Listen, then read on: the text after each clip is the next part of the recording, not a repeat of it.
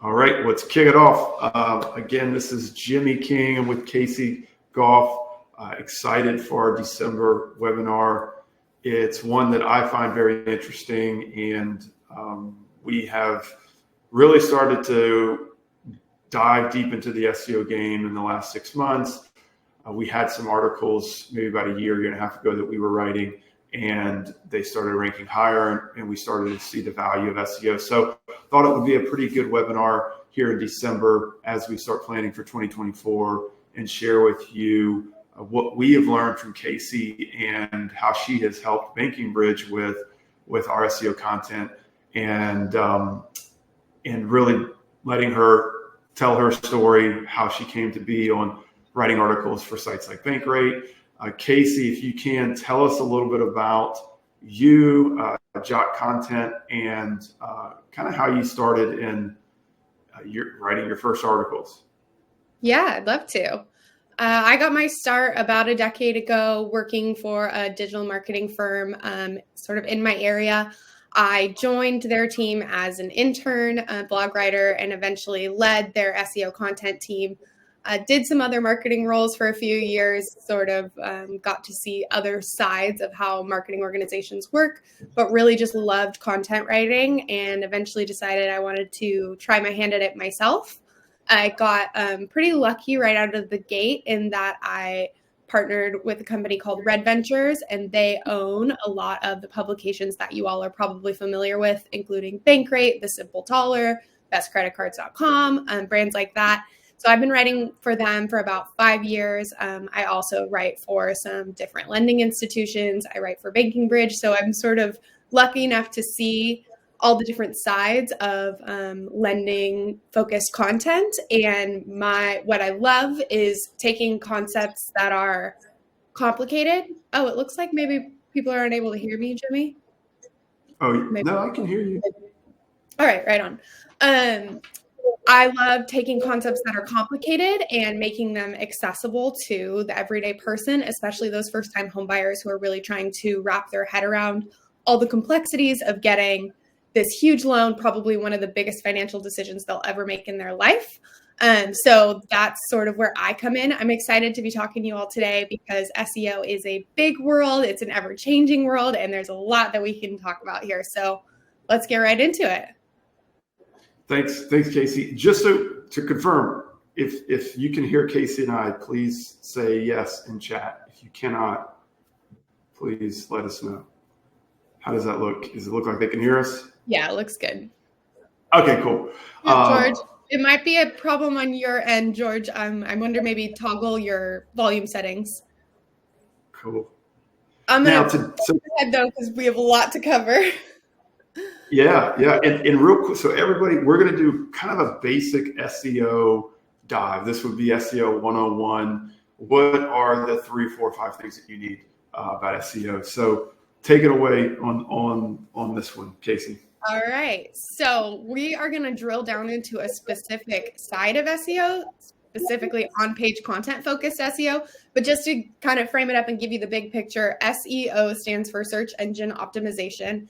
It's essentially strategies and practices that you can deploy on your website to help it rank higher on sites like Google, Bing, Firefox, any of those search engine ranking pages. If you want to be toward the top, you can use these practices. And being toward the top really does drive traffic to your page. There are those select few who will really scroll down in the search results and explore all of their options, but the vast majority of people are clicking those maybe top 5 options when they're looking for information. So SEO is your way to get to the top so that people can find you and visit your site.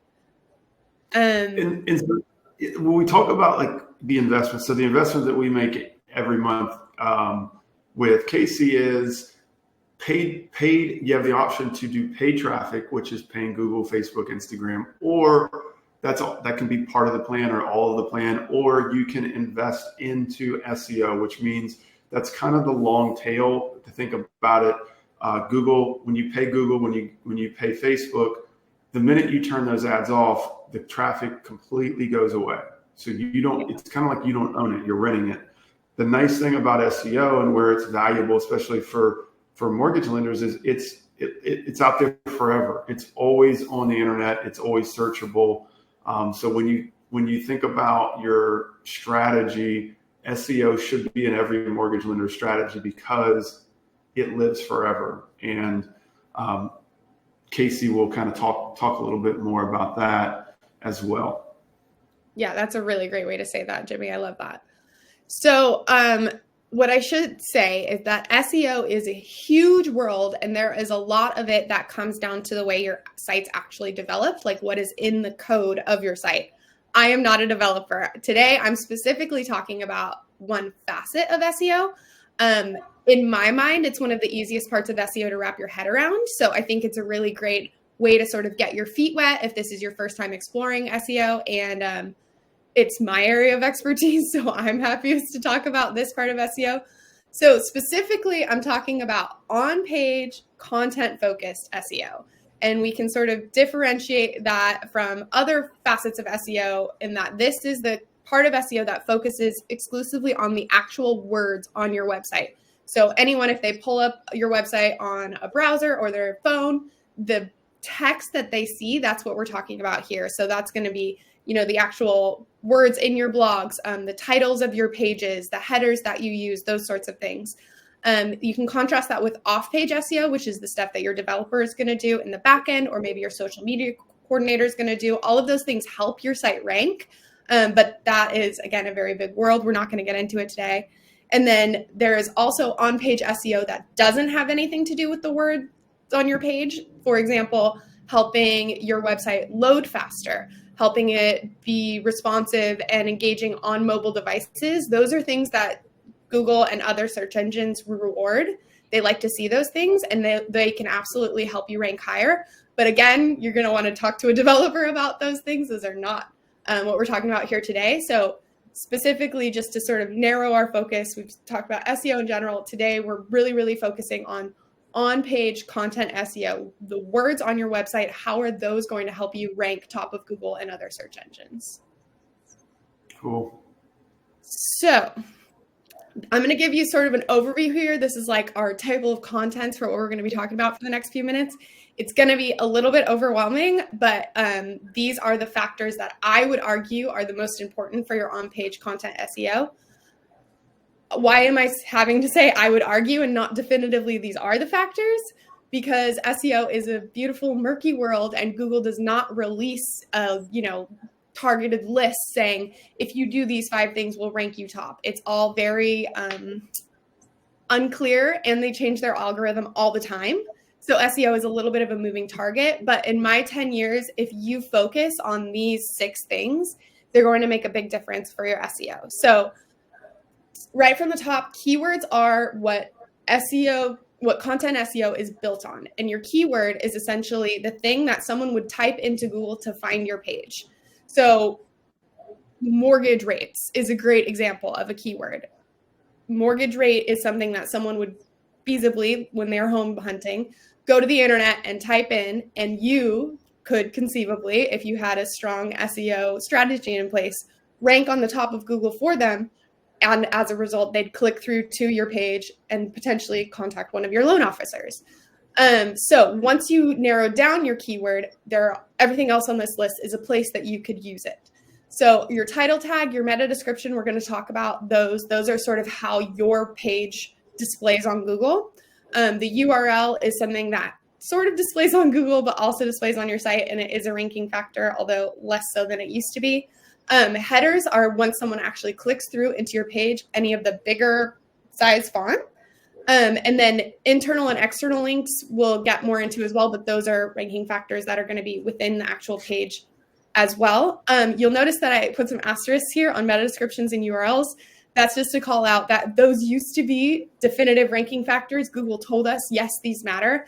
And they have since said, maybe they do, maybe they don't. So SEO is a moving target, but we are including them here because they do influence user behavior. And as a result, they can help your page rank higher. So everything we're talking about here is there's a lot of complexity, but I'm going to try to make it as simple as possible. So this can just sort of be your crush intro course.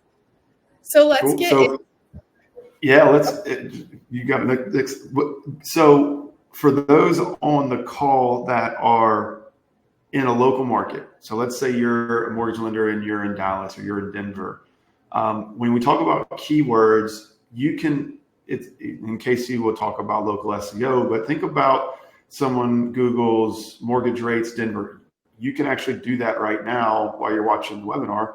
Open up a new tab and just Google that. Open up a new tab and Google the name of your company and just see what shows up. And then as we're moving through these, especially these next few slides, it might help you understand what is what and why certain pages show up, why certain pages don't as well. So think of it, although we're going to cover maybe some macro, think about it for your local market.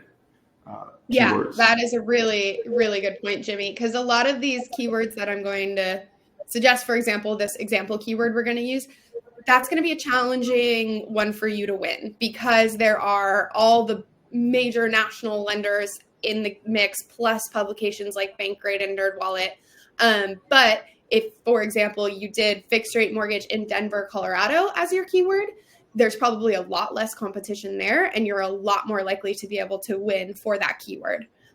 So literally thinking of any keyword that you want to target and then adding in your city, your state can give you a great way to sort of narrow the scope of the competition and perform a lot better.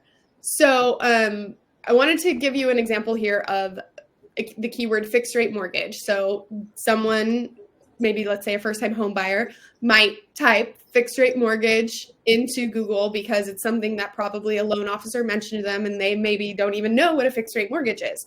So they're going to Google, they're trying to figure it out. And this is a little screenshot of what Google, I took this screenshot about a week ago, so it could have changed. But these were the results that I saw on Google when I typed in fixed rate mortgage. And this is to give you an example of sort of different sites that have enacted an SEO strategy and how they're consequently ranking. When it comes to picking keywords for your lending institution, this does not have to be rocket science. You can get really complicated. There are absolutely keyword research tools that you can use as you get more nuanced down the road. But in the beginning, common sense can be a huge driver here as you're picking keywords. Think about the questions you most frequently get asked by your clientele, the things that they want to know about, the things they're curious about. Those are the keywords that you should start with, and then you can expand from there. So obviously adjustable rate mortgage, great option. First time home buyer, great option. Anything to do with home affordability. I just did a series for Bankrate that was like essentially, how much house can I buy if I earn $50,000 a year? How much house can I buy if I earn $75,000 a year? Giving people answers to these commonly asked questions can really inform how you pick keywords in the beginning. And as Jimmy mentioned, if you're not ranking top of Google for your lending institution name, make that your very first keyword that you try to target and create a lot of content around that, because that is when you definitely want to be winning. Can we talk? That's a great example. So let's talk about that just a second. So for Banking Bridge, if like that's a common, it could be banking, it could be there's a bank out there called Bankbridge. If we don't create, if as a company, if Banking Bridge doesn't create a bunch of articles and a bunch of pages and a bunch of content about Banking Bridge, we will get outranked by Bankbridge, the bank, or other non-relevant results because Banking Bridge as a company hasn't created enough content for Google to pick up on. Is that kind of what you're talking about? Definitely. I've had clients who aren't winning their own company name keyword. And a lot of the time it's because you think that you have this keyword on your page. You think it's in the titles of your page or whatever. But actually, the only thing that you have with your company name is a logo, which is an image, which is not helping you in terms of keywords. So it really does come down to thinking through the actual typed words on your page. Is your company name really heavily featured throughout, especially, on your homepage? That might seem like common sense, but as you're describing your business, you're not necessarily always saying Banking Bridge this, Banking Bridge that. You might say we or our team or things like that. So sort of zooming out and thinking from a keyword perspective, if I want to rank on Google for this word needs to be on this page featured heavily. And it's it's crazy how easy it can be to miss that if you're not actively thinking that way. So let's drill in. So you have, we're going to keep moving with this example of fixed rate mortgage, but maybe you want to think through the example of your company name or something like that. So once you have your keyword in mind and you have the page that you want to rank for that keyword, what do you do from there? Some of the most important places for you to put that keyword won't actually even show up on the web page itself. They're going to show up on Google, and these are your title tag and your meta description. Most web developers have created something in the back end of your site where you can put the title tag and the meta description in, and it'll go into the code and tell Google where to pick it up from. If your developer hasn't done that for you, have a conversation with them. They can tee it up to be really, really easy for you in the back end of your site. But essentially, these are the pieces that you absolutely need to have to get to look good on Google so that people will click through to your site. The title tag is what it sounds like, the title of your web page. And it's going to be in blue until somebody clicks it, then it'll be in purple. And you absolutely want to have your keyword there. I would argue if there's only one place that you put it, that's the place. The meta description is that little snippet beneath. It's sort of like the preview that tells people what they're going to find if they do click through. Used to be a definitive ranking factor. Now it's maybe not necessarily, but it's still, I would argue, a really important place to put your keyword, because if I'm searching for information on fixed rate mortgages and I can see in your little snippet that you're going to be talking about fixed rate mortgages, I'm a lot more likely to click through than if it looks like you're talking about something else. I also included the URL here. Your URL is like www.bankingbridge.com/ whatever the rest of the the thing that shows up in the top bar on Google is. You should put your keyword in there as well. So make sure that that's included as you're creating your site hierarchy. Again, your developer should give you an easy way to do that in the back end of your site. Google used to display the full URL all cleanly, and now they do this little thing with the carets where it's like breaking it out. But in the back end, make sure that you have your keyword. You're not going to use spaces in a URL. You're going to use little dashes between instead. So for example, if it was bankingbridge.com/fixed rate mortgage, it would be fixed-rate-mortgage, and that would be your URL. So this is all going to display on Google in the search results page. Then, assuming somebody clicks through to it, you want to also have your keyword several places on the actual page itself. So this is a Bankrate article that I wrote about a fixed rate mortgage and how it works. And I just wanted to call out that you can see it's in several key places in the headers. So your headers are any pretty much bigger text size on your page. You can't necessarily just put something in a bigger text size and call it a header. It's actually something that's in the code of your site. But again, your developer should have a really easy way for you to add headers in. Your H1 is essentially the title of your page. It's your header one, the big font up top. I would argue that your H1 and your title tag can be exactly the same. As you get into more nuanced SEO strategy, you might do different things. Like you can see that Bankrate kept it really simple in the title tag for the search results page, and then it's a longer form title on the actual page itself. That's part of their SEO strategy, but it's totally fine if your H1 and your title tag are the same in the beginning, as long as they both contain your keyword. And then Bankrate does this thing where on this page, and then they give you a little table contents of the different headers. Your site doesn't necessarily need to have that functionality. I just wanted to call it out because we're going to show you sort of what those other headers look like. Those other headers are going to be, you have your intro paragraph of text, and then you have a bigger text breaking it up, and then more text underneath. Anywhere that you have bigger text breaking it up, that's a header. And those are awesome opportunities to use your keyword as much as possible. Where it fits organically, you don't want to keyword stuff and have it read awkwardly and create a bad experience for your user. But if you can work the keyword in naturally, use it as many times as you can in your headers. All right, and then let's keep drilling further into that page. Next up, we've got actual page content. Will you skip forward a slide, Jimmy? There we go. So this is a screenshot of what would show up directly under that title and picture and table of contents that I showed you on Bankrate. This is the screen grab of what's directly below. So there's my little intro paragraph, and then you can see I have our keyword fixed rate mortgage in the header there. And then the other thing that I wanted to call out in the content are the links. Links are a really useful SEO tool. There are two different kinds of links, internal links and external links. The internal links link to another page on your website. So for example, Bankrate in this example has links to a guide that they have on homeowners insurance. So internally linking tells Google and other search engines, my site has lots of good information on it. I have created a resource that people can use. So if you direct traffic to my site, they don't even need to leave to get the other information that they want. So internal linking is a really important and useful tool.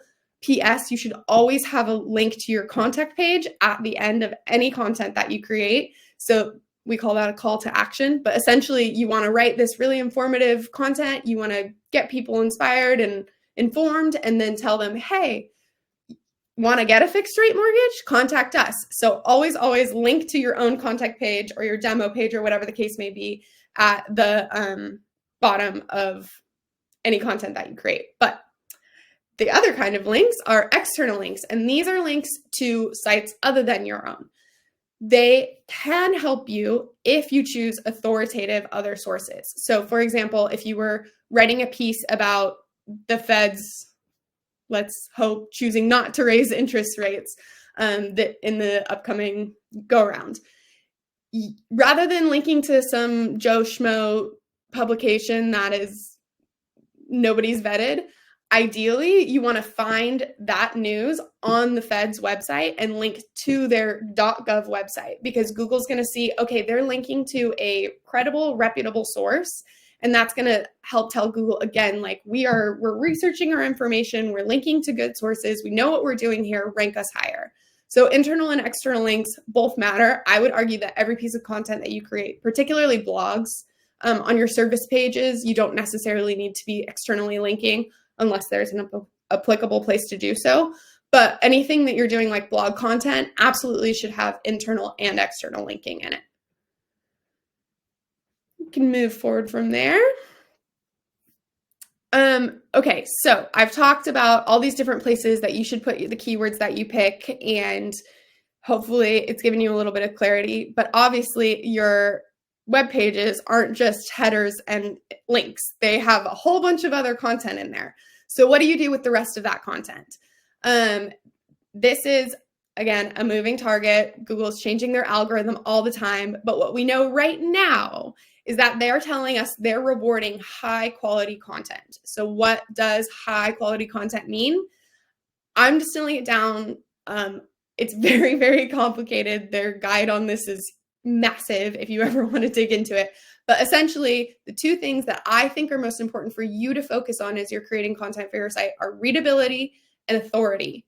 Readability means anyone could come to your website and understand what you're saying. I know that you're all experts in your field. I know that you have extensive experience in the lending space, but using a bunch of jargon that the layperson is not going to understand does not help you here. You want it to be commonly used words and short sentences so that anybody can understand it. Readability, like there's a flush reading scale. It used to be a ranking factor. Again, Google's now said, we don't know if it is or isn't. But early days of SEO, I was taught right at a 5th grade reading level. I would say that still applies today. You don't want it to be overly complicated. You want to be able to speak to anyone of any education level, any interest level, and grab them with your content. I would also say that skimmability is huge, because let's be real, in 2023, 2024, people don't read. Very rarely is someone sitting down at a computer and saying, I'm going to sit here and take 30 minutes and educate myself on fixed rate mortgages. More than likely, they're clicking to your blog on the topic and they're going to read the headers, read the bullet points, get out of there. So the more you can break it up and encourage their skimming and still give them the information they need with things like headers and bulleted lists and breaking up paragraphs, the better user engagement you're going to get. And as a result, the better you're going to rank, because Google measures how long people are spending on your site, how much they're engaging, how many other pages they click through, all those things. The more you can create a good, readable experience for your user, the more it's going to help your SEO. And the other piece of this is that authority is huge. Google has gotten really into the weeds on this one, and they have this acronym EAT. It's experience, expertise, authoritativeness, and trustworthiness. If those all sound like they're virtually the same thing, it's because they sort of are. But for the purposes of our conversation, you just want to position your content to look as authoritative as possible to Google. So internal and external linking, like we've talked about, help. Having an overall site structure that makes sense, that flows well, helps. Having a site that loads fast and well also helps. You want to look good to Google so that they make you look good on their ranking pages. And the more content you create, the more frequently you're creating content, the more Google sees you as an authoritative source, and the more that's going to help your SEO. So at the end of the day, you do sort of want to be creating a lot of content on your site, but the main takeaways should be that it's readable and that it's authoritative. And if you employ both of those strategies as you're creating, it will help your SEO. Kacie. Mm-hmm. So, all right, on authoritative, so some of our best ranking articles have images or have a GIF. Yeah. What are your thoughts on that? Yeah, I would actually argue that that fits more in the readability category. I wrote it as readability because we're talking about on-page content SEO, which is all text focused, but readability really just ties into user experience, and that is what Google cares about. So things like images and GIFs and things like that that are engaging your 2024 user who has the attention span of a goldfish and wants to look at something a whole lot more than they want to read something. Those sort of things absolutely help. In fact, you should not be creating any content that doesn't have an accompanying image because users just don't want to, like, I don't even want to see that. And I write for a living. Like, make it visually engaging, make it stimulating to the modern user who expects a digital experience to be engaging and not just a white page with black text on it. Mm-hmm. That's good. Okay. Let's talk about your case study here. Yeah. So applying all of this, I have written over 100 pieces for Bankrate. They're obviously a huge publication. They have a really robust SEO strategy and a whole big team deploying it. But I think there are some takeaways that you can absolutely apply at your small business. For example, two of the things that help Bankrate be the publication that it is they're creating content on a regular basis, and every single piece of content they create has a keyword that they're targeting.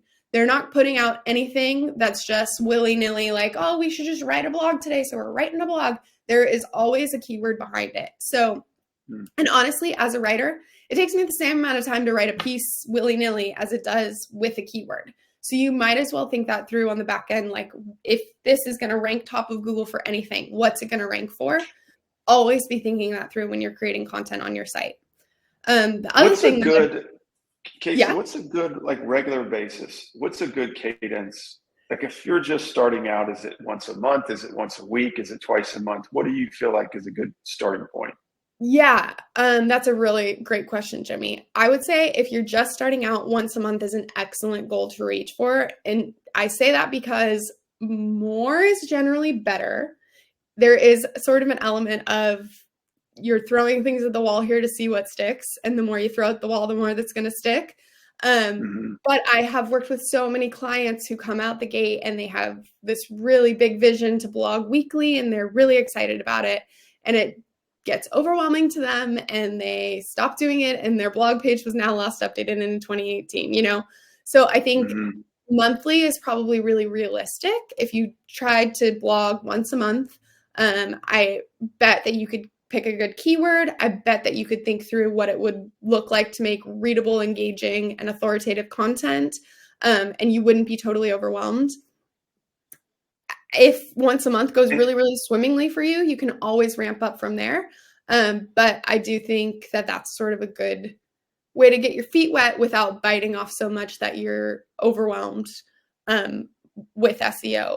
The other thing I will say, though, ties into this next Bankrate takeaway, that the majority of their content's written by contractors like me, and the majority of your content can be too.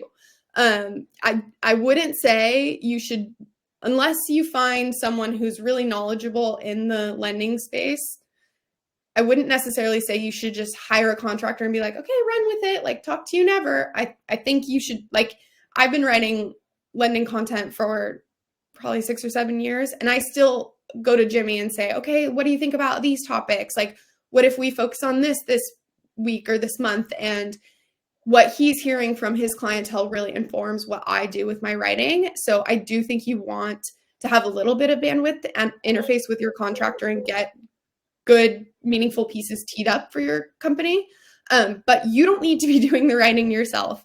In fact, dollar for dollar, you'd probably better spend your time on something else and pay a contractor to get really good content written for you. Also, a lot of content writers know SEO, so they're going to be able to, if you give them a keyword, theoretically, they should put it in the headers. They should write you a meta description if you ask for one. Like they can sort of be a resource that you work with. I will also say that outsourcing helps with consistency. So for example, I'll email Jimmy once a month and be like, hey, what blogs do we want to do? So he doesn't have to be thinking, he doesn't have to have it on his to-do list. Like, getting someone engaged that you're outsourcing to can help you stay on a consistent cadence, because quite frankly, they want the work. Like, I want the work. So I'm happy to reach out and get something teed up for next month. The last thing I've learned. What about length?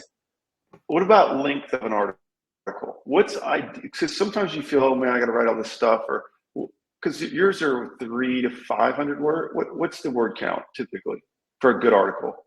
Yeah, I would argue that you want to be at least at 500 words. And like 2-3 years ago, Google was saying longer is better. They're not saying that anymore. I like, for Banking Bridge, I try to do around 1,000 words per piece. There's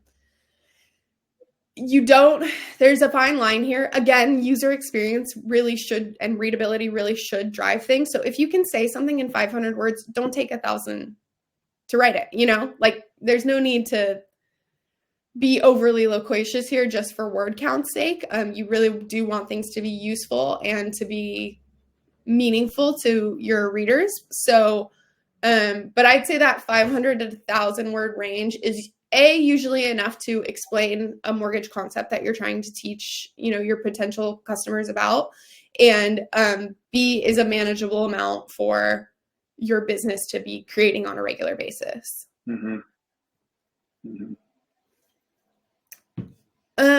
Finally, I wanted to say that, go ahead, Jimmy. Now, say anything on number 3? Yeah. So the last thing I wanted to say that I've seen working with Bankrate, and you will see as you get into SEO, is that both ranking factors and user behaviors change. So Google changes their algorithm, and people change the way that they search, and people change the way that they engage with search results all the time. It's why Google has started doing these little, the drop. I'm sure you've seen when you Google something and they'll give you the little drop down answers. That's because users realistically don't even want to have to click through to your page to get the information they want. So Google and other search engines are sort of continually responding to changes in user behavior, and that is continually changing SEO strategy. So you might have a piece that you wrote 3 years ago about fixed rate mortgages. It's probably worth revisiting it today, maybe even having your writer write a fresh version of it using today's SEO best practices, or going through and editing it so that it can rank higher. Any content you already have on your site isn't necessarily like a dead piece. It can be an asset. You just need to be continually applying SEO best practices to refresh things, to bring them up to date, to make sure they align with user behavior. And that's going to help you leverage what you've already created to push your SEO strategy further forward. Because it's hard. Like, the hardest thing is to get a high ranking article, and then to not invest in updating that article doesn't make any sense. So you're exactly right. Like some of our articles are maybe 2 years ago, 2.5 years ago, but you'll refresh them every 6 months. We'll add maybe a new, whatever the article is, we'll add a new update to it to keep it top refresh. So that's a great strategy. Yeah, and it's also a cost-effective way to do it. You know, it's if you contract out to someone, they should charge you less to edit a piece than to write a new one. That said, there is sometimes merit to taking a topic that's performed well on Google and writing a whole new piece on it. But also, like for Bankrate specifically, they'll have pieces that have been up, and about every 6 months or so, they pay me a lessened fee to go back and update them in line with, you know, what the current mortgage rates are doing and what experts are saying about inflation and things like that. Just keeping everything fresh, and that helps your ranking and can also help you keep your SEO budget a little lower. So these are resources that I absolutely recommend. It's where a lot of my knowledge has come from. It's where a lot of experts are contributing their knowledge. What I've given you today is like the most surface level crash course ever in on-page content SEO. And again, that's just one small slice of the overall SEO pie. So hopefully we sort of piqued your interest a little bit and you want to learn more here. These are the 3 sites that I would recommend you go to start learning more. SEMrush, and HubSpot all have really good learning centers, all have seriously, sometimes overwhelmingly massive guides on these topics. But if you're hungry for more information, they're all leaders in the field. They're all going to have the latest information. They are literally paying people to read the 300-page algorithm update that Google released, you know, most recently. And that way you don't have to read the 300-page algorithm update. So I would recommend maybe jotting these down and just sort of playing around on these sites. There's a ton more that you can learn, and they do a really good job of making it digestible and accessible. Yeah, and Kacie, while we're gonna kind of move into kind of a live examples, are there any questions in there? No, but I should open it up. Does anyone have any questions? I've just thrown a ton of info at you, so hit me up.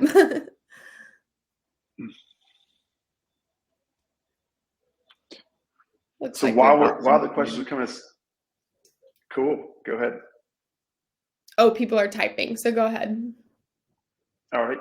So as you guys throw in those questions, we're going to kind of go through some live examples here for the last maybe 5-10 minutes. So here is fixed rate mortgage. Actually, Google. It's a live Google, and the article that we reviewed here is what is a fixed rate mortgage? Correct, Kacie? Correct. Okay, so this here, that is the URL, correct? Sort of. They're displaying it in a weird format. Theoretically, actually, if you click through to the page, I can show the SEO on it, Jimmy. So up in the top where it says bankrate.com/mortgages/ what is a fixed rate mortgage, that's the URL. That's the URL. And then this is the title tag. Correct. Got it. This is the meta description. That is the meta description. Yep. You get an A, Jimmy. Okay. So everybody does. And then what are these? These are the headers, right? That are in the page. Is that right? H1s? Yeah, actually those are going to be these? links to other Bankrate articles on similar subjects. Google doesn't do that for every site, and I think they're doing that in that case because Bankrate is such an established publication. They realistically probably won't do that for your lending institution site, or at least they won't do that for a long time until you've really established yourself as an authority in the field. Got it. Okay. So now we're into the live page itself. So these are your H1s here, headers. Those are actually going to be H2s. The only H1 is the one that's up at the very top, your title. And I guess an easy way to remember it is got that it. there should be only one H1. So that's Got it. your main. But then as you scroll down, you'll see, that like, what is a fixed rate mortgage? That's a header. Yep. That's an H2. Got it. Okay. And then these are internal links, because we can see here down the bottom left, they're internal to bankrate.com/insurance. They've got the rate comparison table in there, and then you've got more links here. So you look, I mean, your name is on this. You said so you wrote this, and you're using the same strategies that you just talked about here on a high ranking Bankrate page as well, which is pretty cool. Yeah, exactly. Yeah. And Bankrate will do a thing where they'll give me, I don't get just one keyword when I'm writing one of their articles. There are actually like usually 5 to 6 keywords that we're targeting that I'm working in there, but there's always one primary keyword. And I think when you're just getting started with SEO, that is a great place to start. And then you can explore layering in more keywords as you expand your SEO strategy. But in the beginning, and honestly, in many cases, just having one keyword is perfectly fine. We did have some that's kind of questions. cool. Yeah, sure. Yeah. So it give you a takeaway, like, so Kacie's used the keyword fixed rate mortgage 41 times in the page. So that's what you're looking for when you think keywords, fixed rates, or today's mortgage rates, Dallas. Like if you create an article like that and you use that keyword phrase more than 20 times, and it's probably going to rank high. Is that generally true? Yeah, actually, this segues really nicely into Amanda's question. She asked, when writing keyword-focused blogs, how do you avoid getting dinged for keyword stuffing? So keyword stuffing is sort of a thing that used to, like back in the day with SEO, people, if you wanted to rank for fixed rate mortgage, people would write a bunch of, this is really extreme, but I'll just give you it as an example. People would write a bunch of content, and then at the very end, in white font on the white page, they would write fixed rate mortgage, fixed rate mortgage, fixed rate mortgage a bunch of times. And so the user wouldn't see it, but the web crawler from Google would see, oh my gosh, there's fixed rate mortgage on here, a bunch. We better rank this for fixed rate mortgage. So then Google started penalizing people for what they called keyword stuffing, which was that strategy of, I'm going to put this in as much as I possibly can. It really became a detriment. Like eventually, obviously, the web crawlers have gotten smarter and you can't do things like put white text on white background anymore and get away with it. But they didn't stop SEO strategists from being like, use this keyword as much as you possibly can. I don't care if it doesn't read like a normal sentence. Like just squeeze it in there. It can be bad grammar. It can be awkward English. Just use it as much as you possibly can. And Google realized, hey, this is a crummy experience for our searchers, the people using our search engine. So let's penalize them for keyword stuffing. So for a while, they had a percentage of the overall content that they wanted to be a specific keyword. And you wanted to be in this percentage range of not using the keyword too infrequently, but not using it too much. Otherwise, you'd be penalized. They have updated the algorithm again since then. Surprise, surprise. So to answer your question, Amanda, keyword stuffing isn't as much of a concern as it used to be. As long as the content is reading naturally. That's why I said readability is such a big thing to think about. You obviously, the way like good writing is not saying a fixed rate mortgage is this, fixed rate mortgages do this, fixed rate mortgages are this, fixed rate mortgages will impact you in this way. Like you obviously want some variety in your content. You want it to read engage your audience as they read it. So if you're writing well and you're trying to write something that's going to be interesting to your reader, you should be fine. Keyword stuffing is definitely less of a concern than it used to be. And I think if you're creating content from the perspective of your reader, you shouldn't run into any problems with having too high of a keyword density. And then she also asked, When doing location-specific content, is it better to have multiple posts that are like California mortgage rates, Texas mortgage rates, et cetera, or one blog that specifically calls out those states? Break them up. You're going to have a much easier time winning California mortgage rates and Texas mortgage rates than trying to win for both of those keywords with only one blog. In fact, I would argue the more drilled down you can get. So I live in Ventura, so I'm going to say Ventura, California mortgage rates and Los Angeles, California mortgage rates. Having those two different pieces, even that level of drill down is going to make it easier for you to win for those keywords. So the more sort of nuanced and specific you can get with your keywords, the easier time you're going to have winning. There are some keyword research tools that will tell you how much traffic there is for different keywords and how much competition there is for different keywords. So if you're ever not sure like what keyword would be best, you can use those tools. There are definitely some free ones out there, and pick the one that has the least competition, because the sweet spot obviously is a ton of search traffic, no competition. But of course, those keywords are very hard to come by. So you kind of want to find that sweet spot of, yes, people are searching for this, but there aren't, 15 national lending institutions already trying to win this keyword that I'm going to have to go toe to toe with. Well, to your point, so let's look at that. Los Angeles mortgage rates, which is cool. So you have your sponsored ads, which you're always going to have, which are, everybody's spending.